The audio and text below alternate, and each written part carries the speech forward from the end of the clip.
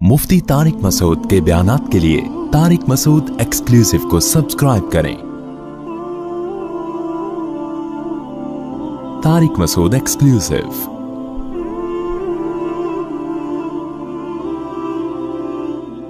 नबी सल्लल्लाहु अलैहि वसल्लम ने फरमाया कि फितने यहाँ हैं मशरिक की तरफ। ये और भी मुतादिद सनद से ये हदीस है कि नबी सल्लल्लाहु अलैहि वसल्लम ने मशरिक की तरफ इशारा किया। तो मदीना का जो मशरिक है ना, सारे फितने वहीं से आए हैं। ख़वारिज का फितना भी वहीं से पैदा हुआ, फितना दज्जाल भी वहीं से निकलेगा, और जो मुसैलमा कज़्ज़ाब का फितना था, यानी मशरिक की तरफ जो ममालिक हैं उनसे फितने निकलेंगे। तो वो सारे फितने जितने भी तारीख़ में हुए हैं उसी तरफ से हुए हैं, बड़े बड़े फितने जो हुए हैं ना। चलें, और आपने फरमाया कि वल जफ़ाउ व गिलज़ुल क़ुलूबि फ़िल फ़द्दाईन अहलिल वबर। ये जो गाय के दुम पकड़ के चलने वाले लोग थे ना, इन लोगों में फितने हैं। जो देहाती लोग थे ना, देहाती, ये जो देहाती लोगों के दिल सख्त होते हैं ना, तो आगे उसकी तफसीर आ रही है फी रबीआता व मुज़र, रबिया और मुज़र में। तो रबी और मुज़र भी बनी इस्माइल में से ही, इस्माइल अलैहिस्सलाम की औलाद में से ही हैं, लेकिन इनमें फितनों का यानी इनकी मेजॉरिटी उनकी तरफ से ज़्यादा फितने हुए। इर्तिदाद भी इन्हीं में फैला ज़्यादा, जो मुसलमा कज़्ज़ाब के वक्त इर्तिदाद हुआ था, और नबी सल्लल्लाहु अलैहि वसल्लम के दुनिया से जाने के बाद जो इर्तिदाद हुआ है। हज़रत अबू हुरैरा रज़ी अल्लाहु अन्हु से रिवायत है, रसूलुल्लाह सल्लल्लाहु अलैहि वसल्लम ने फरमाया, फ़ख्र और तकब्बुर है अहले वबर में। जो बड़े जानवर नहीं होते, वबर ऊँट के उसको कहते हैं बालों को, तो गाय और ऊँट पालने वालों में तकब्बुर है। व सकीनतु फ़ी अहलिल गनम, और बकरियां पालने वालों में तवाज़ु है, सकीनत है। वल ईमानु यमानिन, यमान असल में था यमनीयुन, यमन वाले, तो दो या में से एक या को हज़फ करके उसके बदले में अलिफ लेकर आए तो बन गया यमानी। तो फिर काजी की तरह या को हज़फ किया, काजिन में जैसे हज़फ होती है ना, तो असल लफ्ज़ है यमानी। और जब इसमें मुअन्नस होगा तो यमानिया, इसको लोग यमानिया पढ़ते हैं, वो गलत है, क्योंकि यमानी से जब आखिर में ता आएगी ना तो वो या वापस लौट आएगी, तो यमानिया। तो यमानिन, आपने फरमाया ईमान यमान में है, और हिकमत वो भी यमन वालों में है। जी, क़ाला अबू अब्दुल्लाह समियतुल यमन सुम्मियतिल यमनु लिअन्नहा यमीनिल काबा। काबा के दाएं तरफ है ना यमन, इसलिए उसको यमीन में है, तो इसलिए उसको यमन कहा गया है। और शाम काबे के बाएं तरफ है, तो शुऊम से है ये। शुऊम वैसे तो नहुसत को कहते हैं ना, तो बाएं तरफ मशअमा है ना, मशअमा, तो इसलिए उसको उससे शाम को जो है ना ये नाम दिया गया है, शुऊम से, शुऊम। मोहम्मद इब्न जुबैर इब्न मुतइम बयान करते हैं कि हज़रत मुआविया रज़ी अल्लाह ताला अन्हु के पास वो मौजूद थे कुरैश के एक वफ़द में। तो अब्दुल्लाह इब्न आमिर इब्न अल-आस रज़ी अल्लाह अन्हु ने इनको बयान किया कि अनकरीब कहतान में एक बादशाह पैदा होगा, कहतान कबीले में। अब ये जो कहतान है ये यमन की नस्ल जिससे चली है ना, उसको अबुल यमन कहा जाता है इसको। जो यमन में जो भी उनका जद्द अमजद है वो है था कहतान, तो आगे उसी का कबीला कहतान की नस्ल कहलाता है। तो उन्होंने फरमाया कि कहतान में अनकरीब बादशाह होगा। तो हज़रत मुआविया रज़ी अल्लाह ताला अन्हु गुस्से से खड़े हो गए और फरमाया कि पहले अल्लाह की हम्द व सना की, उसके बाद फरमाया मुझे ये बात पहुंची है कि तुम में से बाज़ लोग ऐसी हदीसें बयान करते हैं जो अल्लाह की किताब में भी नहीं है और नबी सल्लल्लाहु अलैहि वसल्लम से मनक़ूल भी नहीं है। हज़रत मुआविया को इस पर गुस्सा आया कि इन्होंने ये बात जो बयान की है नबी की तरफ निस्बत करके, ये बात ठीक नहीं है, क्योंकि उन्होंने नबी से इसके ख़िलाफ़ सुना है। तो वो क्या ख़िलाफ़ सुना है? फरमाया फ़इन्नहु बलगनी अन्न रिजालन मिनकुम यतहद्दसूना अहादीस, लोग ये बयान करते, हाँ, फ़उलाइका जुहालुकुम, ये तुम में कम इल्म लोग हैं। फ़इय्याकुम वल अमानी अल्लती तुदिल्लु अहलहा, वो उम्मीदें, उन उम्मीदों से अपने आप को बचाओ जो उम्मीदें हलाक कर दें। फ़इन्नी समिअतु रसूलल्लाहि सल्लल्लाहु अलैहि वसल्लम यक़ूल इन्न हाज़ल अम्र फ़ी क़ुरैशिन لا يعاديهم احد الا كبه الله على وجهه. یہ جو معاملہ ہے نا خلافت کا، یہ قریش کے پاس ہے، اور جو بھی ان سے اس معاملے میں دشمنی کرے گا اللہ اس کو رسوا کر دے گا. ما اقاموا الدین، جب تک کہ وہ دین کو قائم رکھیں. تو اصل میں بات یہ ہے کہ جس نے بھی حضرت معاویہ کے سامنے یہ حدیث پیش کی، پوری حدیث پیش نہیں کی، تو ایسا نہیں تھا کہ اسی دور میں ہوگا، بلکہ آگے حدیث آ رہی ہے کہ قحطان میں ایک شخص پیدا ہوگا جس کے ہاتھ میں رعایا ہوگی، کنٹرول ہوگا. تو یہ حضرت مہدی کے بعد ہوگا، یہ یمن میں، یعنی یہ قرب قیامت میں اور علامات قیامت میں ہے. تو یہ اس دور کی بات نہیں ہے، بلکہ یہ بعد میں قرب قیامت میں ایک شخص پیدا ہوگا جو شام میں ہوگا، اور قحطان قبیلے سے اس کا تعلق ہوگا. آگے حدیث میں آ رہا ہے، وہیں پھر اس حدیث کی تشریح کرتے ہیں. ہم چلیں.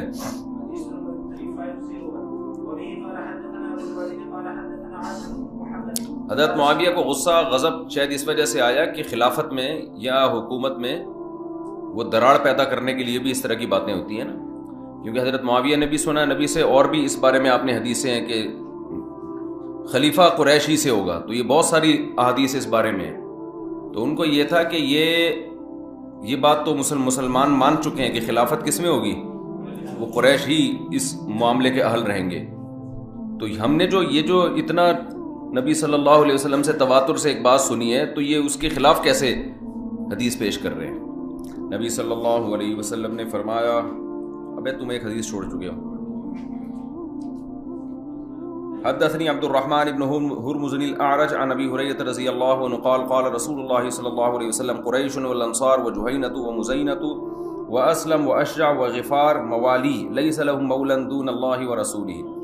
آپ صلی اللہ علیہ وسلم نے ان تمام قبیلوں کا نام لیا، قریش، انصار، جوہینہ، مزینہ، اسلم، اشجع، غفار، یہ سب میرے مولا ہیں، میرے دوست ہیں، اور ان کا اللہ اور کے رسول کے سوا کوئی بھی دوست نہیں ہے. تو یہ ان قبیلوں کی تعریف ہے. حدثنا ابو الولید قال حدثنا عاصم بن محمد قال سمعت ابي عن ابن عمر رضي الله عنهما عن النبي صلى الله عليه وسلم قال لا يزال هذا الامر في قريش ما بقي منهم اثنان. آپ صلی اللہ علیہ وسلم نے فرمایا یہ معاملہ ہمیشہ قریش کے ہاتھ میں رہے گا، قریش کے پاس رہے گا، یعنی خلافت کا معاملہ، جب تک کہ دو بھی زندہ ہوں ان میں، یعنی دو قریش بھی زمین پہ موجود رہیں تو خلافت کس کا کہ حقدار کون ہوگا؟ قریش ہوں گے. تو پیچھے حدیث میں آتا ہے ما اقام الدین، جب تک کہ وہ دین کو قائم رکھیں. تو علامہ نووی رحمہ اللہ نے تو لکھا ہے کہ ان کے دور میں تو کہ قریشی کی حکومت تھی، تو انہوں نے لکھا کہ ابھی تک معاملہ قریش کے ہاتھ میں، لیکن جمہور اس طرف گئے ہیں کہ اس کا مقصد یہ ہے کہ قریش اس کے اہل ہے. یہ خبر نہیں ہے کہ ہمیشہ ایسا ہوگا، یعنی یہ معاملہ ان کے ہاتھ میں رہے گا، مطلب یہ اس کے اہل رہیں گے. اور آگے دوسری حدیث میں اس کی تفسیر ہے ما اقام الدین، جب تک کہ وہ دین قائم کریں، یعنی دین اگر قائم نہیں کرتے تو پھر اہل نہیں ہے. بھائی ایک قریش خلیفہ ہے جس کے بارے میں آپ کو پتہ ہے کہ یہ بھی دین قائم کرے گا، دوسرا ہے غیر قریش، یہ بھی دین قائم کرے گا. تو اہل کون ہے دونوں میں؟ جو قریش ہے وہ اہل ہے. تو اور جس کے بارے میں یہ ہے کہ اگر قریش ہے لیکن دین قائم نہیں کرے گا، مرتد ہے یا کفر بواہ کا مرتکب ہے، پھر قریشی ہونے کی بیس پہ وہ مستحق نہیں ہے. اچھا، یہ جتنی بھی احادیث ہیں اس پر اتفاق ہے کہ یہ اس سے متعلق ہیں کہ جب سلیکشن کا وقت آئے، سمجھ رہے ہو. لیکن اگر کوئی طاقت کے بل بوتے پر غیر اہل بھی مسلط ہو جائے تو پھر اس کے خلاف بغاوت کی اجازت نہیں ہے. اس بارے میں بھی احادیث بہت زیادہ صریح اور واضح ہیں. وہ تو جب بغاوت کے حکام آئیں گے نا تو ان میں آپ لوگوں نے پڑھی بھی ہوں گی بہت ساری احادیث اس بارے میں، کہ مسلم کی حدیث ہے کہ جب مسلمانوں کا کوئی خلیفہ ہو تو اس کے خلاف جو بھی کھڑا ہو، کائنم من کان، جو بھی کھڑا ہو اس کو قتل کر دو.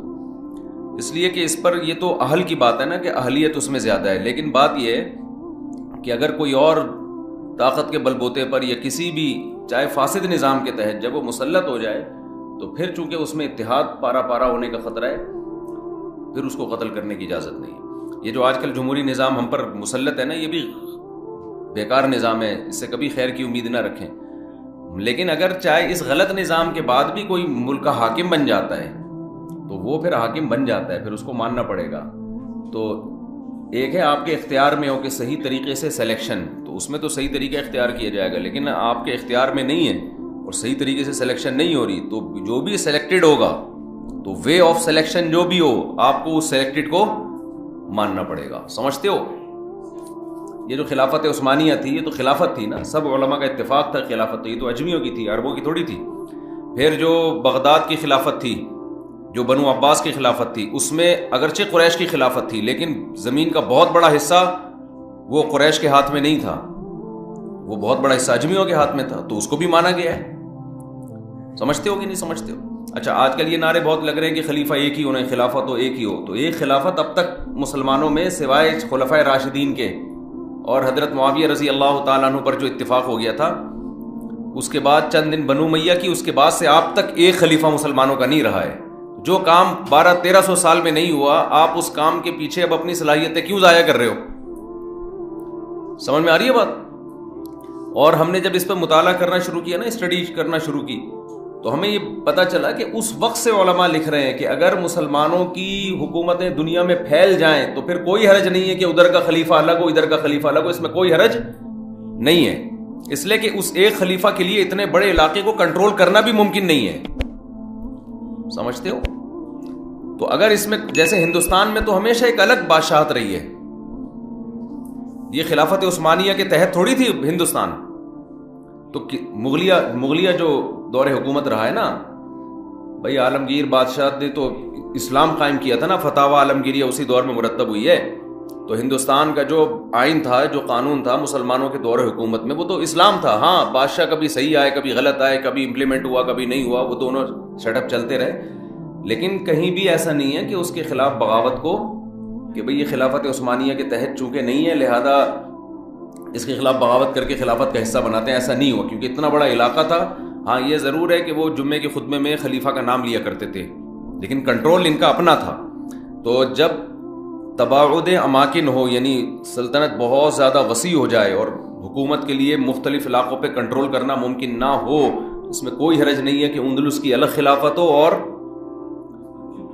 جو ہے ادھر بنو عباس کی الگ خلافت ہو, اس میں کوئی حرج نہیں ہے. اس کو خام خواہ میں ایک ہی پہ جمع کرنے کے لیے تلوار اٹھانے کا حکم دینا کہ لوگوں میں خون خرابہ ہو, اور اس کا رزلٹ یہ نکلے کہ بجائے 2 خلافتیں ختم ہو کے ایک ہو جائیں بلکہ وہ جو 2 تھیں وہ 25 میں تقسیم ہو جائیں. نہیں یاری بات میرا. تو یہ جو آج کل خلافت کی تحریکیں چل رہی ہیں نا, اس سے جو اب چھوٹے چھوٹے خلیفے مارکیٹ میں چل رہے ہیں نا اس وقت, چھوٹے چھوٹی ریاستیں جو اسلامی ہیں, یہ ایک ہونے کے بجائے کیا ہو جائیں گی, یہ 20 حصوں میں ڈیوائڈ ہو جائیں گی. بالکل وہی کام جو ہمارے اہل حدیث بھائی کر رہے ہیں کہ 4 فقہ تھے, حنفی مالکی شافعی حنبلی, تو ان کو ختم کرو قرآن حدیث کے نام پہ. تو وہ ختم کرنے کے بجائے ایک 5واں بھی آ گیا, پھر ان 5ووں کے 6 حصے ہو گئے. خود اہل حدیث کے اب پتہ نہیں کتنے حصے بن چکے ہیں, ان کے کتنے فرقے بن چکے ہیں, فرقے ادھر فرقیاں. تو یہ وہی بات ہے. مولانا وہ ایک بڑا زبردست کسی کا کلپ دیکھ رہا تھا میں, جس میں انہوں نے کہا کہ ایک آدمی کے بارے میں کسی نے کہا کہ تم جو ہے نا وہ گالیاں بہت دیتے ہو. تو اس نے کہا کس الو کے پٹھے نے کہا میں گالیاں دیتا ہوں. اور پھر جو گالیاں دینا شروع کی ہیں, جس نے میرے بارے میں کہا کہ میں گالیاں دیتا ہوں وہ یوں ہے وہ یوں ہے, وہ اس کی ایک ایسی کی تیسی کر دی نا.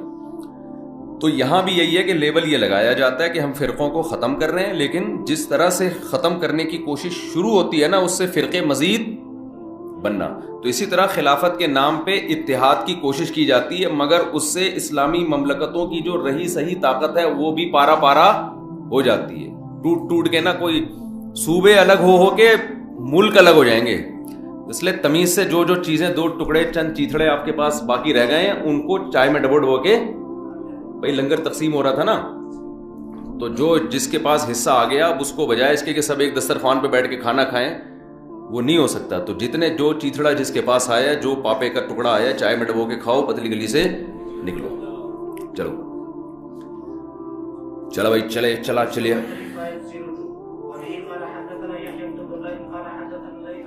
ہاں, اب خلافت حضرت مہدی ضرور آ کے قائم کریں گے, تو ان کو اللہ نے طاقت دی ہے, ان کے بارے میں خوشخبری آئیں, اور یہ حضرت عیسیٰ ابن مریم نازل ہوں گے, ان کی قیادت میں ہوگا.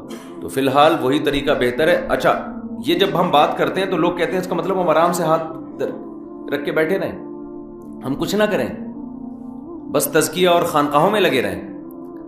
تو یہ بات نہیں ہے. نظام کی تبدیلی کی کوشش کرنا یہ فرض ہے.